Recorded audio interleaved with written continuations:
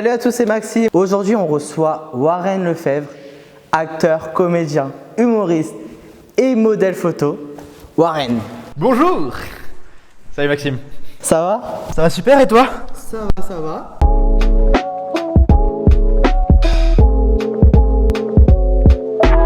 Aujourd'hui, on va parler de toi, de tes envies, de tes passions, de ton taf. Yes. En t'accueillant, j'ai dit que tu étais comédien. Parfait. Alors dis-moi, comment t'es venu l'envie de devenir comédien? Je pense que ça a toujours été une envie que j'ai toujours eu cette envie-là en fait. Dès tout petit, tu vois, je me rappelle que mes parents me disaient que je jouais pas avec des jouets, etc. Je jouais pas trop avec les autres. J'étais plus dans ma bulle, en train de me créer des univers et jouer avec plein de personnages en simultané. Et je pense que c'est dès ce moment-là en fait où tu te dis ce que tu aimes faire de ta vie, c'est rentrer dans des histoires que tu crées ou qu'on va créer pour toi. Et donc je pense que c'est vraiment dès l'enfance en fait que j'ai eu cette envie-là. Je me rappelle que je demandais à ma mère comment je fais pour faire des castings, pour faire des castings alors que j'avais 6-7 ans. Donc j'ai toujours eu cette envie en fait de jouer la comédie et d'être acteur en tout cas. Voilà. Et autour de toi, t'as personne qui est dans ce milieu ou... Absolument pas. Donc c'est-à-dire que je viens vraiment de zéro. Ouais. Dans ma famille, surtout côté maternel, on est très dans l'artistique. Donc ouais, ça c'est quand même un truc qui est là. Mais pas trop le cinéma ni le théâtre. J'avoue que je suis le premier à faire ça, avoir fait du théâtre. Ouais, exactement. Okay. Et du coup, est-ce que tu as fait des études pour ça ou... Ouais, tout à fait. Alors j'ai rejoint l'école Acting International. C'est une école à Paris. Donc je suis allé à Paris pour ça. C'est une formation de 3 ans en fait, qui t'apprennent au théâtre, qui t'apprennent à jouer devant une caméra, qui t'apprennent aussi au stand-up. C'est hyper moderne comme approche d'études. Mais ce qui m'a beaucoup formé aussi, c'est que de mes 15 à 18 ans, j'étais dans une troupe de théâtre avec que des adultes. J'étais le seul gamin où on faisait vraiment des pièces chaque année, plein de pièces. Et ça a été hyper formateur parce que j'arrivais avec des gens qui étaient quasi pros en fait et qui m'apprenaient les codes parce que c'était 30 ans qu'ils faisaient du théâtre. Moi, j'avais jamais fait de théâtre. Et après ça, je suis allé à l'école avec déjà un petit avantage en fait parce que j'avais déjà appris tout ça sur le terrain. On peut faire plein de trucs en tant qu'acteur entre guillemets. Pourquoi plus le film? Pas forcément plus le film. J'avoue que je suis un peu touche à tout en effet, comme tu le dis. Et d'ailleurs, c'est parce qu'un de mes professeurs m'avait toujours dit aujourd'hui, être acteur, c'est un métier très compliqué. Il faut toucher un peu à tout. Il faut faire un maximum sur tout ce que tu peux faire pour te faire voir et pour étendre aussi comment dire, ta créativité et ce genre de choses, tu vois. Mais c'est vrai que c'est l'acting de base moi qui me botte, que ce soit le théâtre ou le cinéma d'ailleurs, les deux me plaisent autant. Pourquoi ça plus que l'humour, etc. Parce que je trouve que c'est ça qui se rapproche le plus de ma forme d'art préférée. Okay. Même si j'adore faire rire les gens ou avec du stand-up, ce genre de choses-là, mais ça reste plus du divertissement pour moi que de l'art, tu vois. Alors que le cinéma, c'est clairement un art, tu vois. Donc je préfère faire de l'art, mais j'aime bien aussi divertir. Okay. Donc pourquoi pas aussi, tu vois. Ouais, au moins comme ça, t'es pas enfermé totalement dans une case. Dans une case, c'est ça. Tu et touches un peu à tout. Complexe, tu fais plus ce que tu apprécies dans l'acteur, etc. Mais tu gardes quand même à côté tout le reste. Surtout que c'est un métier où tu t'en pas de porte. Ouais, c'est ça. Ouvrir plus de portes et vu que c'est un métier où t'attends la plupart du temps, t'auditionnes et t'attends. C'est souvent ça. Faut pas rester sans rien faire, sinon tu deviens fou, quoi. Donc autant faire des choses. Ouais. T'as l'impression que tu t'inspires beaucoup d'acteurs ou d'humoristes qui te plaisent ou t'as totalement ton style à toi? Je pense que j'ai mon style propre. Parce que je suis quelqu'un qui a un physique un peu atypique et je pense que ma personnalité l'est aussi. Enfin, j'ai fait beaucoup d'introspection là-dessus parce qu'en tant qu'acteur, il faut beaucoup réfléchir à ça.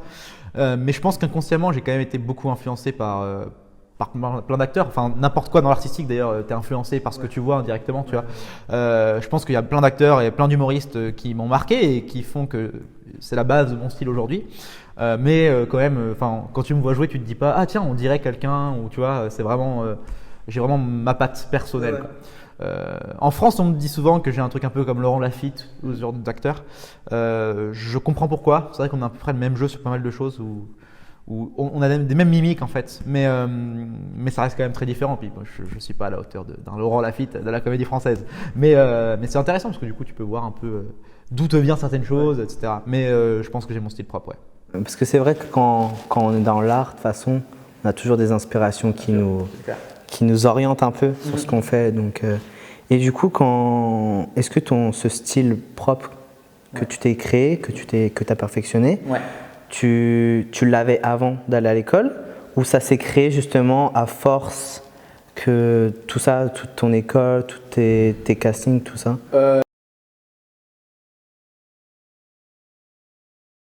Que je l'avais en moi, mais qu'il n'était pas extériorisé ce style, tu vois. Je pense que j'ai toujours. En fait, c'est au fur et à mesure aussi que j'ai développé ma culture générale, au fur et à mesure de voir des choses, de vivre des choses aussi, que mon style s'est un peu dessiné, tu vois, et que je pense que je vais clairement vers quelque chose aujourd'hui.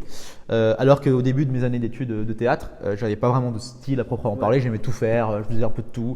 Et au fur et à mesure, j'ai commencé à vraiment prendre plaisir à faire certaines choses, et je me suis dit, ah tiens, Ça, tu préfères, ça, ouais, moyen. c'est Ouais. exactement ça. Et donc, c'est vraiment dessiné au fur et à mesure du temps, mais quand j'y repense avec le recul, depuis toujours, c'était vers ça. Ouais, exactement. Donc, j'ai toujours eu un peu ce truc-là, mais ça s'est développé en effet. Et peut-être que ça va encore se développer. Ah oui, de toute façon, on apprend tout le temps, tout au long de la vie, et on s'améliore toujours, et on développe des nouveaux trucs, quoi. Enfin, tu changes, ça se trouve ce que tu regarderas, ce que tu faisais maintenant, Tu seras là dans 10 ans. Ah, qu'est-ce que c'est que cette merde? Exactement. C'est toujours comme ça en plus. Mais oui, c'est tout à fait vrai, t'as raison, on est en perpétuelle évolution, surtout dans l'art. Donc je suis d'accord. Et du coup, comment tu trouves du travail? Alors, l'acting et l'humour, c'est deux choses différentes. L'acting, en fait, quand t'as pas d'agent, si t'as un agent, c'est tout à fait différent, c'est lui qui te trouve le travail. Mais quand t'as pas d'agent, c'est plus, moi, ce que je fais, c'est que je suis beaucoup de direcast, directeur de casting, des producteurs. J'en ai plein en amis sur Facebook et Instagram. Donc, tu vois assez facilement les annonces. T'en as un peu tous les jours qui circulent. Ou après, tu vois, tous les soirs, avant d'aller me coucher, je vais à la chasse aux annonces. T'as des sites gratuits qui sont très bien, qui sont très cool, où tu trouves quand même des annonces cool. Mais c'est plus par les particuliers que je suis sur Facebook et Instagram que je vais trouver des bons castings, des trucs sympas, sans passer par des agences. D'accord. Et du coup, tous les soirs, tu vas à la chasse, t'auditionnes un million de trucs et t'attends que quelqu'un te rappelle pour au moins pouvoir passer l'audition. Et ça, c'est la première étape. Et une fois que tu as passé l'audition, après il y a C'est la seconde vague. voilà, attendre qu'on rappelle pour. C'est un métier horrible. Mais bon, c'est comme ça. Et toi, tu préfères jouer quel style de rôle? De base, on me mettait souvent dans la comédie. J'étais plutôt à l'aise avec la comédie et du coup, logiquement, le stand-up, etc. va avec, tu vois, mais je suis quelqu'un de très à l'aise avec ça. En effet, je comprends vite les codes de l'humour et je suis quelqu'un qui est très expressif. Donc, je peux facilement manier mon corps pour faire rire, un peu à la Pierre Richard, voilà, comme ça. Mais j'aime beaucoup le drame aussi.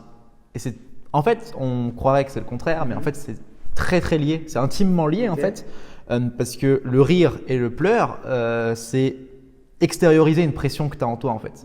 Et c'est la même chose qui se passe mécaniquement dans ton corps. On nous apprend ça d'ailleurs en école d'acteur. C'est que du coup, quand tu pleures et rires, tu as exactement le même système corporel, sauf que ça ne sort pas de la même façon. Et ouais, parce que moi, je pense, pour moi, par exemple, si je dois pleurer sur commande, entre guillemets, pour moi, il faudrait que je fasse remonter une grosse émotion pour que j'arrive à peut-être avoir quelques larmes. Mais que rire, automatiquement, c'est un peu plus facile. Je comprends ce que tu veux dire. Mais en fait, non, parce que mécaniquement, tu vois, ton corps fait la même chose. Alors en effet, là, parce que tu vois, c'est marrant ce que tu dis. Rire, tu as directement dit le physique. Physiquement, c'est facile. Pleurer, c'est la tête, c'est mental, ce que tu as dit. Alors que tu peux mêler les deux, en fait. Tu vois, et que du mental, faut quand même rajouter un peu de physique dessus. Tu vois, faut que tu comprennes comment ton corps fonctionne exactement au millimètre près. Pour que c'est en cours d'acting, mais c'est beaucoup de taf perso aussi. C'est-à-dire qu'on te dit vite fait la théorie, etc. Et après, moi je me rappelle que j'arrivais pas à pleurer sur commande et ça me frustrait de fou. Ouais, tous les jours je me mettais dans ma chambre pendant 1 heure, pendant toute la seconde année de mes années d'études, parce que j'avais un rôle hyper dramatique et je me forçais à pleurer pendant 1 heure tous les jours. Et comment tu faisais pour ça justement? Est-ce que tu pensais à des moments tristes ou autres Parce que je sais qu'il y en a, ils n'ont pas forcément besoin de penser à des moments tristes, genre juste ils se mettent un peu dans un mood. C'est exactement ça, moi c'est ça. Voilà. J'ai pas forcément besoin de penser. Au début, j'avais besoin de ça. Au tout début, quand j'ai commencé à faire ça, je pensais à des trucs tristes. J'essayais vraiment de me mettre dans des trucs qui me sont arrivés dans le passé. J'essayais vraiment de me remettre. Avec la musique triste et tout. Exactement ça. Au début, c'est que ça. Et dès que tu commences à comprendre comment ton corps marche, ok, c'est bon. Ensuite, quand tu as des rôles hyper travaillés, tu es vraiment en empathie pour le personnage et tu vis ce qu'il vit. Souvent aussi ça. Mais quand c'est juste comme ça, sans rien, sans matière, maintenant j'arrive à le faire. Mais ça a peut-être sonné un peu faux parce que du coup, ce sera que physique. Mais il n'y aura plus forcément l'émotion derrière. Je vais pleurer, mais il n'y aura pas l'émotion. Alors que si tu as un rôle derrière et il y a un background et tu comprends pourquoi il pleure, etc., là, tu vas sentir. Là, tu as l'émotion en plus du physique, quoi. Exactement. Ok. Voilà. Et du coup, justement, comment tu révises tes rôles pour le jour J C'est le script, c'est ça? Que tu reçois? Alors, moi, c'est ma méthode. Il y a plein de méthodes. J'ai suivi beaucoup de cours, de masterclass, de ce que tu veux. Il y a vraiment des millions d'écoles sur bosser le script. Moi, c'est mon truc propre à moi. Quand je reçois le script, déjà, je le lis 5-6 fois, essayer de bien comprendre tout, le scénar et tout. Je commence par décrypter la personnalité de mon personnage. J'essaie de comprendre comment il pense, pourquoi il dit ça à tel moment, pourquoi il fait ça, pourquoi il bouge comme ça. Essayer de faire une sorte de travail de psychanalyse en fait sur le personnage, comme si j'étais un psy qui l'écoutait. Voilà. Pourquoi il fait ça, pourquoi il dit ça. Il faut interpréter en fait, c'est du sous-texte. Après ça, tu essayes de le construire, comment il bouge, comment il parle. Avec cette personnalité-là, est-ce que ça peut coller les relations avec les autres du script aussi, qui c'est pour toi, telle personne. Ensuite, travail de recherche, s'il y a besoin de faire des travails de recherche, genre sur un métier ou sur une situation, une époque, ce que tu veux. Voilà. Et là, dès que tu as ton personnage qui est bien clair dans ta tête, il est vraiment dessiné, là, tu commences à bosser scène par scène en te disant comment ce personnage que tu viens de créer réagirait à chaque fois et tu essaies de faire un truc qui est comment dire, plausible, qui colle au script en fait et qui colle à ce que voulait le scénariste. Et après, tu délivres ton truc et après, bah, il te dit si ça colle ou pas, quoi, tout simplement. Ou en répétition, si tu as des répétitions avant, bien sûr. Ok, d'accord. Et quand tu répètes, c'est direct sur les lieux du tournage, entre guillemets, ou c'est… Non, c'est rarement sur les lieux du tournage parce que souvent c'est en studio en fait et souvent c'est construit. Donc souvent tu répètes dans des salles un peu de réunion, où tu lis ton texte, tu fais des lectures, tu répètes un peu. Après le jour J, tu fais souvent des petites répètes sur place.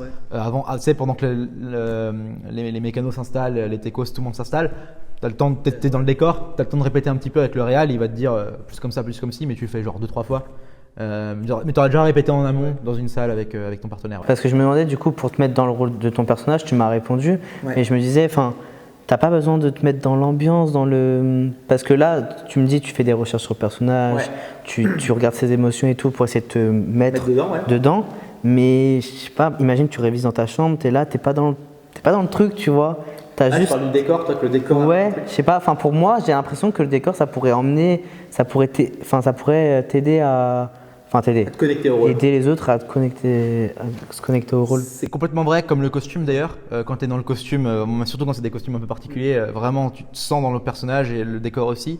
Mais avant ça, tout le travail, c'est l'imaginaire. C'est-à-dire, où que tu sois, c'est tout dans ta tête. Tu vois tout dans ta tête, tu imagines tout dans ta tête. Et après, quand tu vas arriver sur le lieu du décor, ça va être hyper fort parce que tu auras déjà tout imaginé dans ta tête et ça sera parfait. Et voilà. Et là, tu vas encore donner plus parce que bah, du coup, tu seras dans le décor. Ouais, là, tu seras dans toute l'ambiance. Tout qui sera là et ça va être juste dingue. Et souvent, c'est une explosion à ce moment-là. Mais non, de base, c'est l'imaginaire. À fond l'imaginaire. Et, voilà. Même dans le métro, tu essayes de t'imaginer tout. Enfin, à n'importe quel moment, en fait, tu t'imagines, t'es dedans, quoi. T'es plus dans la réalité, t'es tout le temps dans ta tête en train de penser à ça, ouais. Et avant la répétition officielle avec tout le monde, tu répètes que tu vois quelques autres acteurs ou pas pour répéter un peu avec eux ou tu es totalement seul?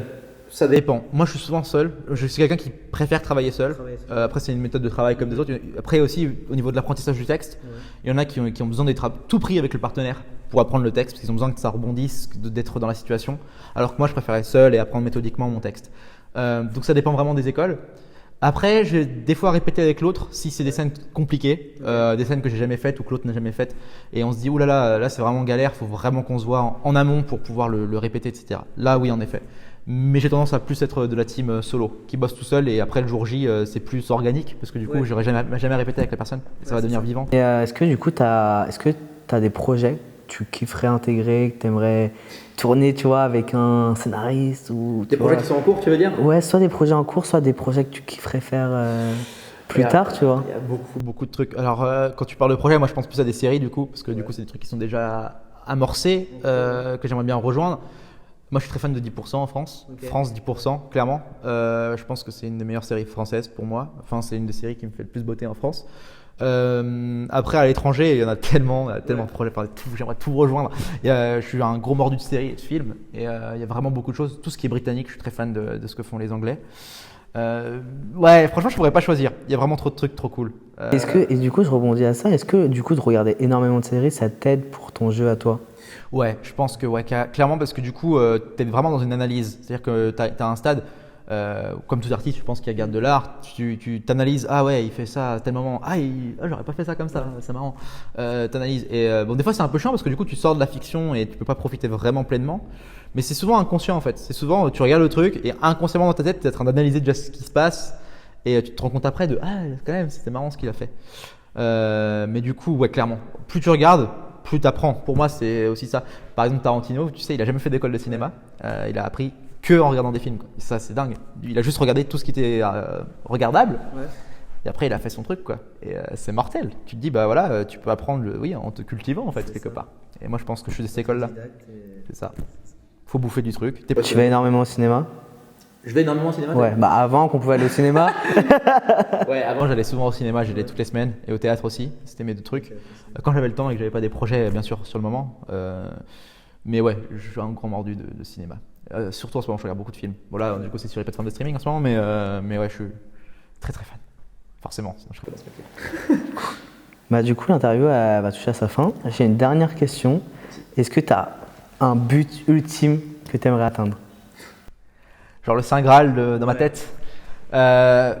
Pour moi, j'aimerais bien faire encore mon pain à Paris, un peu là, quelques années, genre 4-5 ans peut-être max. Et après, selon comment va se passer en fait ces années à Paris, selon les projets que je vais bosser, etc., on verra où j'en serai dans quelques années.